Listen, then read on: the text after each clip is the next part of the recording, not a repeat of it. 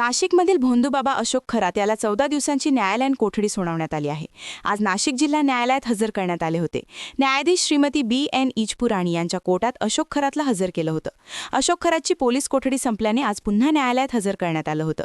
सध्या SIT-कडून अशोक खरातची चौकशी सुरू आहे. या चौकशीत अनेक धक्कादायक माहिती समोर आली. अशोक खरात विरोधात नवनव्या तक्रारी दाखल होत आहेत. अशोक खरातने केलेलं लैंगिक शोषण, अनेकांना घातलेला आर्थिक गंडा आणि इतर अनेक कारणांची जंत्री वाढतच चालली आहे. त्यामुळे अशोक खरातची कोठडी वाढवण्याची मागणी SIT-कडून करण्यात आली. अशोक खरातवर दाखल असणाऱ्या अत्याचाराच्या पहिल्या गुन्ह्यात याआधी 3 वेळा त्याला पोलीस कोठडी सुनावण्यात आली होती. अशोक खरात याच्या विरुद्ध अत्याचाराचा गुन्हा नोंदविण्यात आला आहे. नाशिकमध्ये सरकारवाडा पोलिसांत हा गुन्हा दाखल करण्यात आला होता.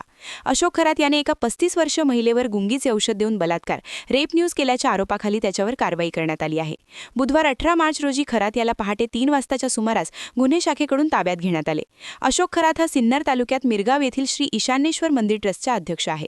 तो मर्चंट नेव्हीतून निवृत्त झाला आहे. गेल्या काही वर्षांमध्ये कॉस्मॉलॉजी एक्सपर्ट आणि अंकशास्त्रज्ञ म्हणून तो नावारूपाला आला. अनेक बडे राजकीय नेते, सेलिब्रिटी आणि उद्योजक त्याच्याकडे मार्गदर्शनासाठी जातात. मात्र त्याला बलात्काराच्या आरोपाखाली अटक करण्यात आल्यामुळे एकच खळबळ उडाली आहे.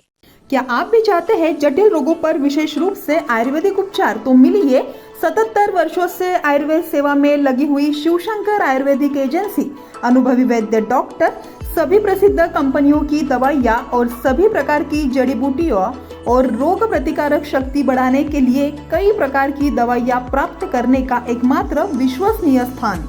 हमारे यहाँ सभी प्रतिष्ठित कंपनियों की दवाइयाँ उपलब्ध है। समय सुबह 10 बजे से रात 9 बजे तक। तो फिर इंतजार किस बात का? महाजन मार्केट के पास, टेम्पल बाजार रोड, सीताबर्डी, नागपुर। 8605245080 9112079000।